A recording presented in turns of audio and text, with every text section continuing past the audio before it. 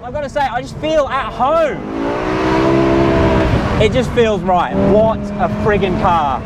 BMW did something right when they built these. I was just going to shut the sunroof since we don't need to hear the engine anymore. And it just broke.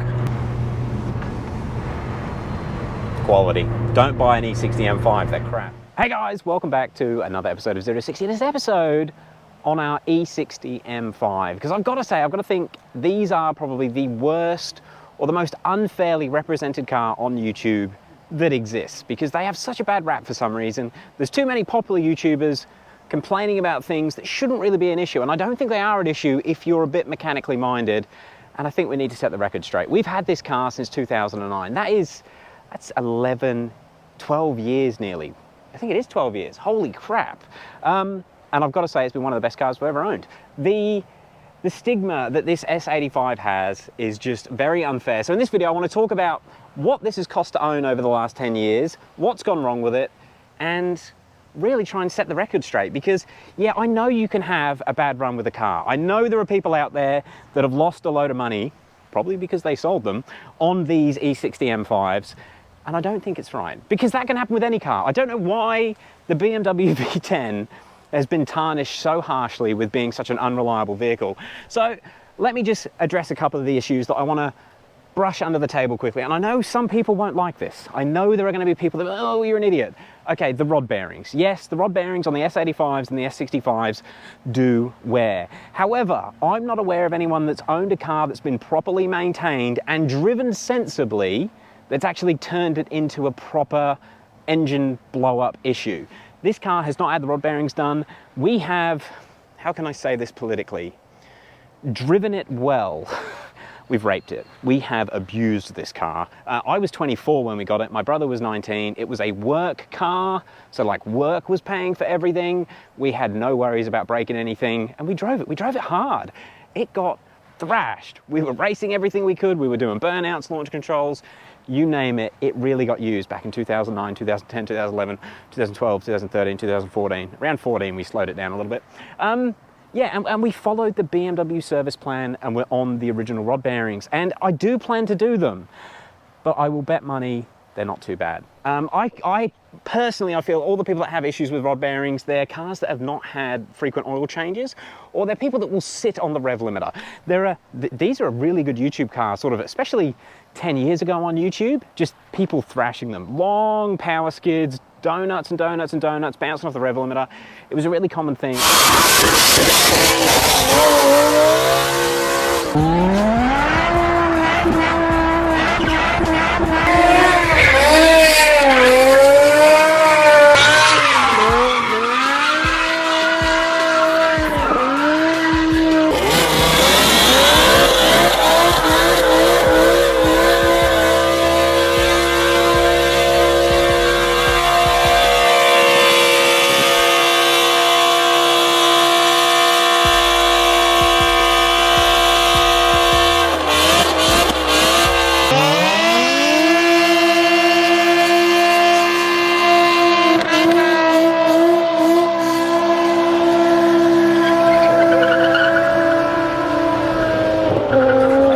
And it makes you wonder how many of the cars that have had catastrophic bearing failures, where it's actually started knocking and damaged the crank or damaged the main cap or something, or literally blown up, how many of those cars that were really being properly abused were the ones that had the rod bearing issues?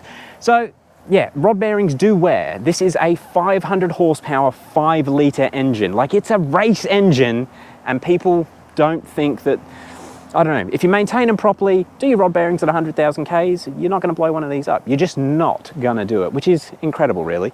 And we do plan to do the rod bearings. You can get the aftermarket ACL rod bearings, which generally people feel are a better bearing than the original 15-year-old design. And they're about 300 to 400 Australian for the rod bearings. You need rod bolts, a little bit of a service kit. It should be a $1,000 job to do yourself, which I will do one day. It's just one of those things that's not been a priority. I will do it. The other thing that people seem to really complain about with these are the SMG pumps. Now, yes, this does have the 7-speed SMG gearbox. I don't like it. It's not a great gearbox, and yes, you will have problems with it, but you'll have problems with the power steering pump. Any sort of hydraulic in any vehicle, seals eventually wear out, oil pressure doesn't seem to hold like it used to, and yeah, it does turn into a problem. We have not had any issues with the SMG shifting on this car at all. Like, it has been faultless. We've had issues with the transmission, well, the clutch, but it has been okay. But again, I don't know why everyone talks so badly about the SMGs than these. If you've got a bit of nous about yourself and you can do a little bit of DIY, the common problems, and it's nearly always caused by seals or solenoids, they're normally relatively cheap to fix. Also, there's quite a lot of these in scrapyards at the moment. Like, you would be able to repair it for a fair cost, but I don't know why. And if you've got some interest or some experience, why they have such a stigma about the SMGs being particularly problematic in this car, where they don't seem to be problematic in the E46 M3 SMG cars. Let me know your thoughts below. But again, I don't think it's a significant issue. I don't think it's something that's worth tarnishing the entire setup on the car for. Okay, so problems that we have had with this car. Now, when we got it, it had 40,000 kilometers on it. It was pretty much a brand new car. I'll be completely open. We financed the hell out of it. We paid $110,000 for it in 2009. It was 4 years old, done 40,000 Ks. That is less than half of what the original owner paid. So I thought we were getting a pretty damn good deal on it at the time. Prices of these really declined sort of 3 or 4 years ago, and you could pick them up for around 20,000 Australian dollars, which I am kicking myself for not borrowing and stealing the money to buy more of them when they were that price, because now they're around the $40,000 to $50,000. I had a quick look at what's available in the country at the moment. There's 5 for sale. They range from $45,000 to $85,000 for those 5, and it's just depending on kilometers and condition to where it sits in that price range. Something like this would probably be a $50,000 to $60,000 ask, which is pretty cool. I was going to say madness, but it's what we've always felt about it. Sorry, I'm rattling on. So what has gone wrong with it since we've owned it? Keep in mind, it was mainly driven by 2 children, me in my 20s, my brother in his teens. We didn't have a lot of mechanical knowledge 11 years ago, not like we do now. And we did abuse it. We don't abuse it like what we've seen people do to these, but we drove it properly. The things that wore out and the things that we actually needed to spend money on, aside from normal servicing, and even the servicing cost was pretty minimal. I might get into that in a minute. But the first thing that went wrong with it was the clutch. So at 100,000 kilometers, or around the 100,000 kilometer range, it needed a clutch. David was out racing one night, so he's doing a couple of race starts. He was racing a 600 horsepower Skyline at the time.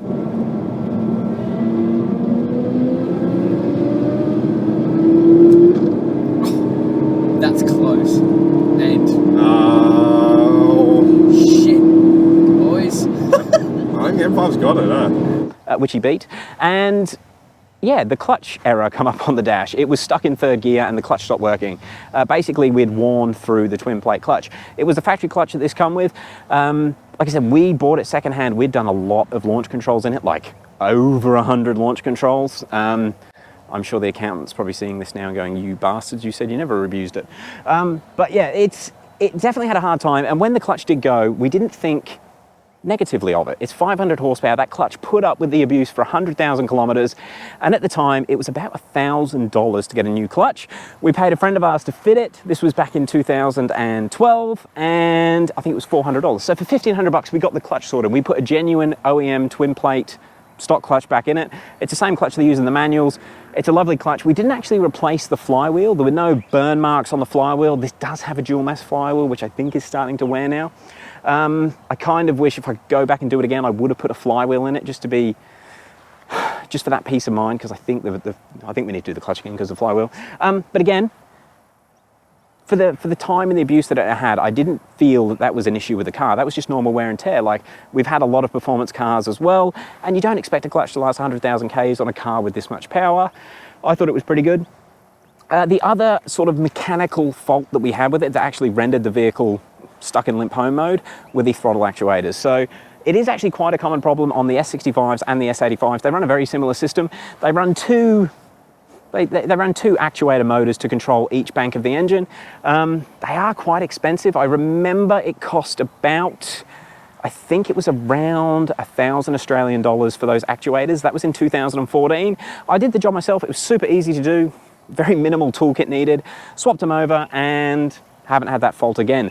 Now, I did actually keep the original throttle actuators, and I have read that you can repair them, but we just put new OEM ones in, and it's been pretty good since. Now, we're now talking 100,000 kilometers of driving, 11 or 12 years of ownership, and those are the two mechanical things that actually failed to the point where they needed to be repaired. And I use that word because there are a few other little things that aren't quite right on it. So the diff, and I hopefully I'll be able to catch it on camera when we go for a quick drive, the diff does clunk. I think it's the LSD is just grabbing a little bit. We did service the diff about 4 years ago, and it seemed to reduce a little bit. However, sitting over time, and it may get better as we use it a bit more. This car does maybe 500 Ks a year now, so it really doesn't get used enough. But I'm thinking the diff is due for a service. But like, that's it. This much power. Old school power too. This isn't turboed. This is when they just used to use compression and fuel to make power. It's pretty amazing. So yeah, legit, 11 years of ownership, we've spent less than $4,000 on maintenance and repairs, which is wild. Now I say less than $4,000 on maintenance and repairs. When we bought this car, it came with a 4-year service pack from BMW. I think it was 4 years. So they actually covered all the servicing. Even though we bought it secondhand, it was a BMW approved secondhand vehicle for that price I mentioned. So it was really treated like a brand new car. So I think we had 2 years of warranty and 4 years of servicing. Not that they service them that much. The actual service intervals on these engines is around 20 to 25,000 kilometers, which is just crazy. It's not been serviced enough now that I know what I know, especially about the bearings. I would have liked to have done the oil more regularly. But yeah, since we sort of took over the servicing, we brought the oil changes up to sort of every 10,000 Ks instead of every 25,000. Unfortunately, that still means that since it was out of the service pack, it's only had like 2 or 3 oil changes. Again, pretty wild. We've not spent a lot of money on it. It has had 1 set of plugs. It's got a K&N cold air intake system on it, so we just clean the air filters and we use it, and it just works most of the time. Now, there is one other error with it, which is not an M5 issue, but the steering angle sensor has also played up, and it just needs to be cleaned. I actually did that repair on one of our E90s. I need to do it on this. I just haven't got around to it. It's not the end of the world. It just throws an airbag light. One thing I will say about the M5-ness. So the M5, it is an E60. It's got all the cool drivetrain, but it is a premium vehicle. So I guess it's sort of very, very highly spec'd. It's got your shadow line window trim. It's got a few extra, like the chrome grills, obviously. These are aftermarket guard flashes, which is why they leak. But it is quite a posh vehicle, and being in the Queensland sun, all these nice things like the trims do really cop it. Now you can see there's a little bit of, it's like water spots. It's not perfect. It needs a proper 2 or 3 days being detailed to be brought up to spec. We did have issues with the front door trim, and you can see it's just not quite sitting properly. It's never sat properly. It always sort of creeps up in the heat. Oh God, I did that in 2014 when I was detailing the car. I got a new foam gun and it broke, and then the foam gun hit the door there. I was most upset. Needs a bit of a touch up. The front and rear window trims have been replaced, although this was replaced with an aftermarket unit, and it was replaced not even a year ago, and it's already lifting. It is a downside of the Queensland sun. It's not very nice on the rubbers. That is a new window trim. That one's actually sitting properly. But the paintwork, we have not done any paintwork on this car since we've owned it. So since 2009, this paint has been outside in the Queensland heat. This car was never garaged. It's always parked outside. It used to park outside at work. It lives outside now, and it just still looks, I'll put it in the shade because it's so hot, but the paint has aged really well. We don't have any ceramic on it. It's just been washed and polished. It's probably had 3 or 4 polishes over the time we've had it, and frequently washed, and it's aged quite well. We have had a couple of different sets of wheels on this car. These are the original ones that it come with. We used to think we were gangsters back in the day. It used to have some 22s on it. Don't ask, I don't want to talk about it. But the wheels are the wheels that come with it. It's all aged incredibly well considering how much it's been used as a daily driver. And I wanted to talk about that because if you've daily driven a Lamborghini or a Ferrari, which this is sort of, for a 2005 model, it's similar performance, I don't think they would age like this. The negative. the thing that really does kick it in the guts for a Queensland car, the interior. So being an M5, it has the Napa leather and it's also air conditioned. So it's got all these holes in it. And these holes, a little bit of foam, unfortunately, are a great place for the leather to start cracking, especially in the heat. The leather has not aged as well as the rest of the car, and it needs a proper restoration done to it. I think this is going to be the most expensive part of owning this car for 11 years. It's going to cost quite a lot of money to get the interior back to new, which we do want to do. The dash, it makes me sad. We used to coat this with leather cleanser all the time when we were daily driving it, but it's been neglected sort of the last 3 or 4 years. The dashboard is going to need to be recovered. But the way that it's designed, this is something that any upholsterer can do. It doesn't need a new dash from BMW, it just needs a new leather put on. That's the negative, the interior. It kind of makes me a bit sad as I really register how bad the interior is. It does sort of suck. The trim panels, the rubbers in the doors, they've completely deteriorated. We have got new ones of these ready to go on one day. You know, once we can afford to actually house it in a warehouse and keep it out of the sun all the time, it will get properly cleaned up. But they're the problems. They're the things that I personally feel hold the car back. And it's a pretty small list. We're talking 11 years, 12 years of ownership. We've done track days, we've done roll racing, we've done skids, burnouts, you name it. This car has been treated like a modified performance car, and it's completely stock. It's running the stock tune. The only thing we've done is fitted a K&N hot air intake, which is probably silly, but it's still on there and it makes a bit more induction noise, and cut the rear mufflers off. Madness, really. But this is what makes this car so special, the BMW S85 V10. And I gotta say, I think with the way the world's going at the moment, everything going electric, pretty much all the governments in the world are making out like petrol is the devil. This is the last of the greats. This is the last of the gas guzzling, pump the fuel in to make the power motors. All of the direct injection engines, all of the turbo motors, they just don't have the character, the sensation that you get from the old school way that we used to make power, which was expensive. It uses a lot of fuel. It averages about 20 litres per 100 kilometres, which is one of the worst sort of fuel consumptions we have out of any car. Like, it uses more fuel than my 700 horsepower E85 M54, and it doesn't make anywhere near that sort of power.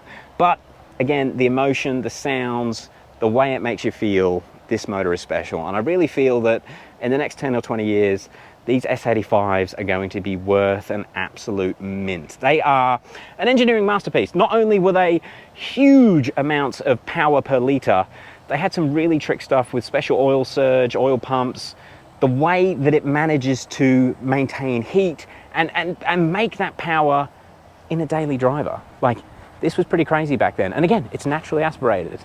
There's no boost, there's no trickery, there's no special fuel. It's just pump fuel in and make some power. I do love it. I would like to see this motor, as we get time and as we have a chance and we actually start restoring this vehicle, I'd actually quite like to tune it for E85.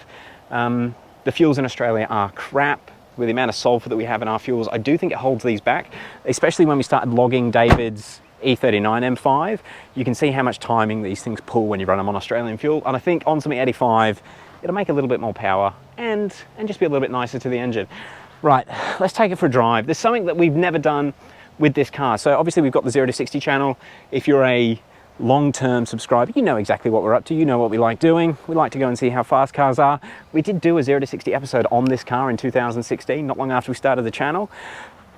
We timed it with the Dynalicious app, which is fairly accurate, but I wouldn't mind going and seeing what it does with a draggy, because we do now test the 60 to 120 times, and I really feel they're a better metric for showing you how fast a car is in the real world. The 0 to 100s are all fun and they're a nice sort of pub statistic to share with your mates, but in the real world, when you're accelerating, when you're doing the occasional string race, that 60 to 120 really shows you how fast the car's going to be. So I want to see what this car does 60 to 120.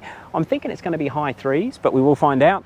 And I guess I better show you guys what it sounds like, because let's face it, the noise is pretty special. Let's go for a spin. Whew.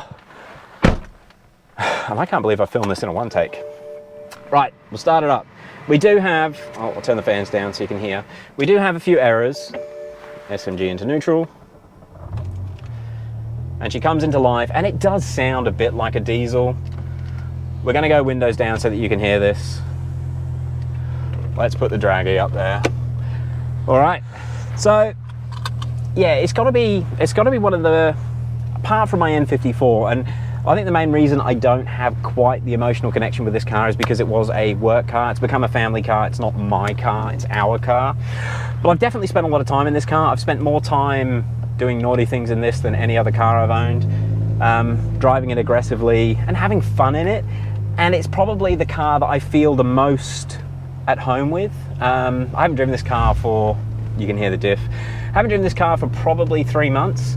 And I just get in it and it just feels right. The steering wheel's right, seating position's right, and I know that if I happen to go sideways a little bit, it's just right. And it's something that the M cars do better than the N54s. I'm sorry, I'm gonna say it. I know there's a lot of N54 guys on the channel, but this car does make you feel better. Listen to that noise. I did leave the car running for about 10 minutes before I started filming. So we have got a fair bit of temperature in the oil. It's sitting at about 80 degrees. Which, considering the bearings have now done 130,000 kilometers, I think I might let the oil get to full oil temp before I give it a proper squirt. So give me a few minutes, let me get the car warm, and I'll bring you back and we'll get it singing like it should. Actually, something that we touched on in the first video we did with this, when these first came out, we watched many reviews on them. There's been quite a few people that have done videos on these cars, mainly from people that don't own them. There weren't many owners that actually did YouTube videos. And something that we noticed that was a bit of a fashion with all the videos that were done, people weren't driving them properly. The way that BMW tuned these things, they have the M button, they've got 2 power modes. If you've looked into them, they have a 400 horsepower, a 500 horsepower, and then a 500 horsepower sport. I'm pretty confident it's just throttle response changes. But if you want to get this car to go fast, you need to drive it in 500 horsepower sport mode. You need to be in M mode. Traction control needs to be completely off. And then you get the full excitement with this thing. It'll shift gear faster, it revs faster. You have to shift gear at 8,250 RPM, and that's when it feels good. If you do it at if anything isn't maxed out, if you shift at 8,000, it doesn't feel as good. And I guess when you borrow somebody's 500 horsepower car, a lot of the guys that are doing YouTube videos didn't really want to completely dominate the vehicle in that way. So for this video, what you're going to witness now will all be in full, as hardcore as you can go with this. It has also just reminded me, as I felt it change gear before, and I touched on it earlier, I'm fairly confident the dual mass flywheel does need to be replaced. There is definitely some play between the engine and the diff. It's either the dual mass flywheel or it could be a tail shaft center bearing. You can just feel as the tension comes on, as the clutches engages, there's just a little bit of a thud. You might hear it on camera on the shifts. We'll see how we go. The SMG gearbox is known for being clunky. It's definitely not a smooth gearbox. So we'll see how we go. All right, anyway, you'll come back once we are at full running temp. All right, I've got the windows down. I know there's going to be wind noise, but I think it's a small sacrifice to make to hear this thing sing properly. So we're sitting at 3,000 RPM, downshift again, 4,500. We're coming up to a nice little corner. We're not going very quick, but just listen to the way this thing screams. That was 8250, a lovely shift. I've got to say, I just feel at home. It just feels right. I mean, I've never had a car. That's a baby seat that's not strapped in properly. Luckily there's no baby in it. But I've never driven a car that makes me feel so comfortable. You can slide 3rd, 4th gear, and it just feels right. Admittedly, these tyres probably aren't the best, but just what a friggin' car. BMW did something right when they built these. They're heavy, don't get me wrong. They're not a drift car. The times we've had it on track, you feel like you're driving a bit of a boat. But my God, for a car that is now, this thing's 16 years old, we nearly got to the speed limit then.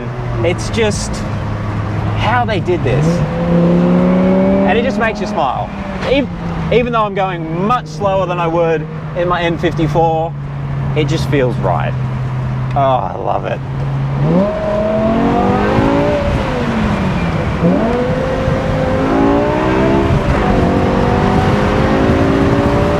I hope the wind noise isn't too bad. Man, this car is something else. It really is something else. And this is why I love it.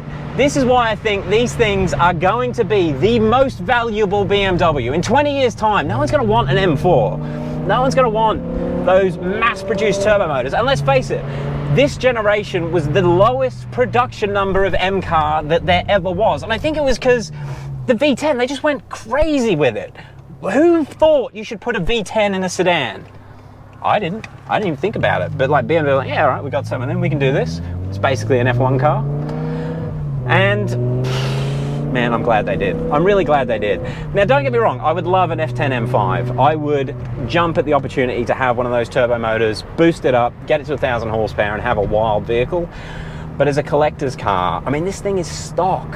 How can you have so much fun in a standard car? And it just makes that noise. You go at a speed that's not lose your license speed, and it still gives you all the thrill. I'm currently stuck behind a Subaru Leone,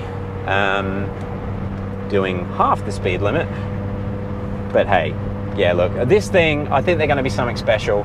And the whole point of this video, which I probably haven't made clear enough, because I know for the first 12 minutes or whatever it was, I just told you about all the problems, but that's it. Show me a car that anyone's owned for 12 years and spent such a little amount of money on that's not a Toyota Camry. I bet Prius owners even spend more, because the batteries probably cost more than that. And a battery won't last 12 years.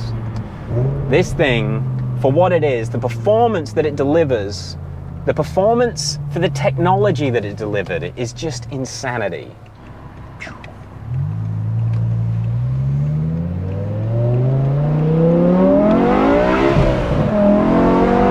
I backed off then. That was too much wheel spin. And it is a quick car. It's a quick car. Right, and on that note, I think it's time to go and actually measure it with the Dragy. It was never that fast, 0 to 100. I think when we timed it as a 0 to 60 episode, we managed to get low fives out of it. I want to say 5.1, 5.2 seconds. It's not that fast. But where I think this thing really does propel you at an insane speed is the higher in the numbers. I'm not going to do a 1 to 2 today, although I would like to get it to the track and do a 100 to 200 time. But let's check the 60 to 120 time. There's a section of highway up here that's nice and safe to do it. Let's see what it can do. I'm just going to shut the sunroof since we don't need to hear the engine anymore. And it just broke. I don't know if you guys can see it, but quality. Don't buy an E60 M5, they're crap. No, jokes aside. This car was actually damaged in the hail 3 weeks ago. It has been repaired, but I'm guessing when they've taken the headliner out, they haven't done something correct with the sunroof, which is good to know. Quality Shannon's repairs.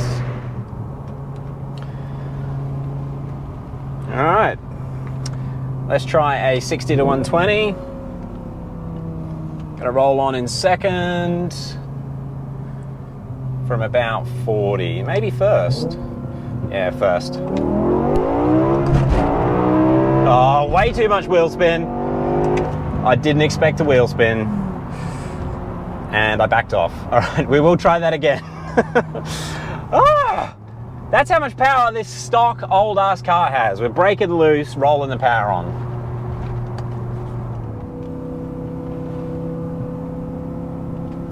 Okay, attempt 2. We're going to just do it from second gear because I think the second 1 to 2 shift really unsettles it.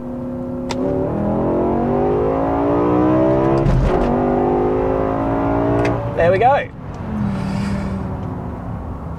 So it's 60 to 120 in 3.89. Look, that ain't bad. Woo! That's not far off Dave's supercharged car. And I thought I might just try a 0 to 100. The tyres on it are not working well. You can actually see we've just had a low tyre pressure warning. But let's see what it does. It's been a while. Let's see if the clutch will still hold up. So first gear. I don't use launch control. Short shift because it's just spinning.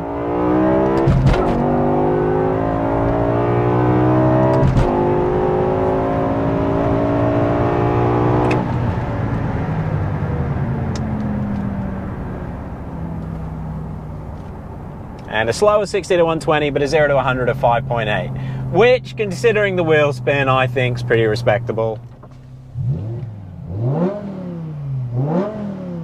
It's so old and it sounds so good. and the airbag light. And we did get a low tire pressure warning. This car uses the, oh God, got to put it in gear. Stop beeping at me. This car uses the rotational count to calculate if a tire's low. It has not been driven much. I bet there is actually a low tire pressure. But everything looks okay. Guys, it's the car I've fallen in love with. I don't know, I've probably done a terrible job at portraying it as such a good car, but it is genuinely something special. It's something that, because of the emission laws, because of the way the world is going, we're never going to see an engine like this again. And we haven't since it. They discontinued the S85, I think, in 2011. And they went to direct injection, and it's just not the same. It doesn't make the same noises that these things make. This thing still has all the catalytic converters in it, and it sounds that wild. It is such a special car, and it's a nice car. And I think if you've got the opportunity to buy an E60 M5, do it now, because they are going up in value. They are the lowest production numbers, apart from, I think, the E34 M5 out of all the M cars, and of course the M1, the rear-engined Lamborghini thing that they made. It's gonna be a very, very valuable vehicle. Less than 20,000 made. Buy one, buy it now, and treasure it. I wish I had more of them.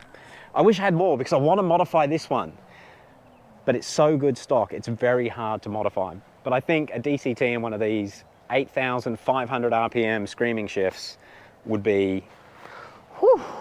I think the only thing that come close is like a Aventador or a Murcielago for noise. Man, she's lovely. You can have so much fun in it, and you don't do crazy speeds like the M54s. It's good to get out on it. The reason I'm out on it, the reason I wanted to do a video on it is my N54 is in getting the hail repaired. It's been just over a week now, and I was kind of missing my car. And then I started to think about all the fun times I've had in this over the last 12 years. And I thought it was worth a video. And yes, maybe I've been putting off doing this video because I know that the more people that realize how special they are, how much the maintenance is actually not very bad at all, the more the prices are going to shoot up, and then the less chance I'll have of buying another one. But this is it. Man, they're special. Guys, if you've got the chance to get one, just get it. Thank you very much for watching. If you've got any questions about E60 problems, about S85 problems, I probably know about them, hit me up in the comments. I'm here to help. It does need brakes. The brakes have had a hard time. Maybe we need to get some dick-ass ones on it. And I'm not even kidding. All right, guys. Thank you again. Peace out. This is probably a long video, but I love it. Hey, I'm just sitting here. It's been about 10 minutes since I officially stopped filming, but I forgot to mention in this section of the video, we also did a voltage regulator. I got a replacement regulator for $80 to $100, and that's it. Voltage regulator, throttle actuators, clutch, spark plugs, oil filters. This thing has been brilliant. I love it. And I'm sitting here for 10 minutes just looking at it. Never sell a car, especially a good one. Just keep them, even if it sends you broke.